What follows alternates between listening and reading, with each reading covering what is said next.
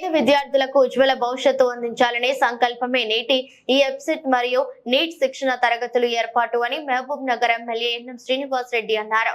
మహబూబ్ నగర్ జిల్లా కేంద్రంలోని ప్రభుత్వ బాలుర బాలికల మరియు ఎంవీఎస్ జూనియర్ కళాశాలలో చదువుతున్న నిరుపేద విద్యార్థులకు ఉచితంగా మెడికల్ మరియు ఇంజనీరింగ్ ఎంట్రన్స్ పరీక్షలకు శిక్షణ తరగతులను అందించాలనే లక్ష్యంతో తన సొంత నిధులతో మహబూబ్ నగర్ ఎమ్మెల్యే శ్రీ ఎన్ఎం శ్రీనివాస్ రెడ్డి బాలుర జూనియర్ కళాశాల మరియు బాలికల జూనియర్ కళాశాలలో ఉచితంగా 200 మంది విద్యార్థులకు అందించే శిక్షణ తరగతులను ఆయన ప్రారంభించారు. ఎప్పుడు చిన్నగా ఆలోచన చేయకూడదని, చిన్నగా ఆలోచన చేయడం ఒక పెద్ద నేరమని, కృషి పట్టుదల ఆత్మస్థైర్యం ఉండాలని, మీరందరూ రానున్న రోజుల్లో రోల్ మోడల్ గా ఎదగాలని ఆయన ఆకాంక్షించారు. సక్సెస్ ఒక రోజులో సాధ్యం కాదని, ఎంతో ప్రణాళికాబద్ధంగా సాగితేనే అది సాధ్యం అవుతుందని, ఒక విద్యార్థి సంవత్సర కాలం నష్టపోతే జీవిత కాలాన్ని విద్యార్థులు నష్టపోతారని అసెంబ్లీలో కూడా మాట్లాడిన విషయాన్ని ఆయన గుర్తు చేశారు.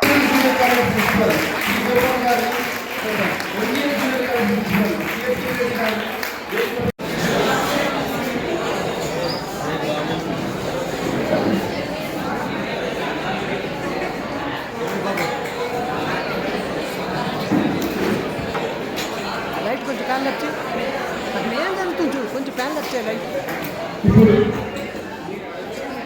ఫోటోగ్రాఫర్ అన్నా కొంచెం బ్యాక్ అన్నా, ఫోటోగ్రాఫర్ అన్నా కొంచెం బ్యాక్. ఎప్పుడు కూడా చిన్నగా మనం ఆలోచించవద్దు. నేను కూడా చిన్నప్పుడు ఒకటి వినేది, లో ఎయిమ్ ఇస్ క్రైమ్ అన్నాడు. మరి ఎవరన్నా పేరు గుర్తులేదు కానీ లో ఎయిమ్ ఇస్ క్రైమ్ అంటే ఏంటది? చిన్నగా ఆలోచించడం చాలా పెద్ద తప్పు. ఎప్పుడు కూడా ఉన్నతంగా ఆలోచించాలి, గొప్పగా ఆలోచించాలి. నేను చాలా గొప్ప స్థానాలకు పోవాలని ఆలోచించాలి. మరి ఆలోచనతో అయిపోతుందా? దానికి సరిపోయేటట్టుగా ప్రణాళిక ఉండాలి, కష్టపడాలా, పట్టుదల ఉండాలి, ఆత్మస్థైర్యం ఉండాలి.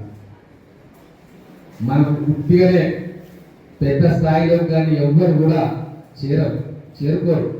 ఎక్కడో దగ్గర వాళ్ళు మిగతా పిల్లల కంటే ఒక అడుగు ముందుకేసి ఎక్కువ కష్టపడి ప్రయత్నం చేస్తే, పట్టుదలతో చేస్తే తప్ప మీరందరూ కూడా ఎవరైతే మీరు రోల్ మోడల్గా అనుకుంటున్నారో వాళ్ళందరూ కూడా అదే పనిచేస్తారు. ఇక్కడ మనకు మీరు గమనించరు కానీ మన కళ్ళ ముందే రోల్ మోడల్స్ ఉంటారు. ఇప్పుడు మన కలెక్టర్ గారు ఉన్నారు, ఇంతకుముందు రవినాయక్ గారు ఉన్నారు కలెక్టర్. వీళ్ళందరూ కూడా రోల్ మోడల్సే. ఇక్కడ ఉన్న అడిషనల్ కలెక్టర్లు ఉన్నారు, ఐపీఎస్ ఆఫీసర్ ఉన్నారు, ఎస్పీ గారు ఉన్నారు. వాళ్ళందరూ రోల్ మోడల్సే. వాళ్ళు ఉంటేనే ఆ స్థానాల్లోకి రాలే.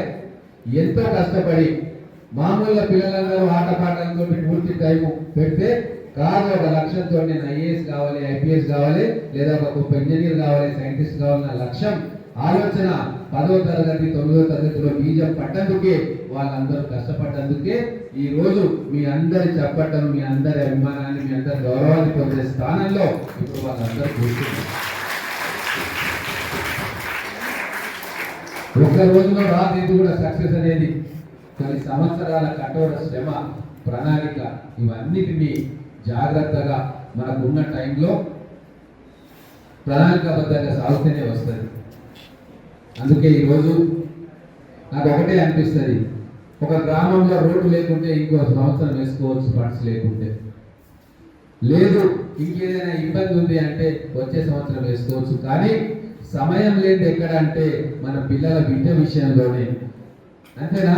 ఇప్పుడు ఈ సంవత్సరం మీరు కోల్పోతే ఓ జీవితకాలం మీరు నష్టపోతారు. ఇదే నేను అసెంబ్లీలో చెప్పిన.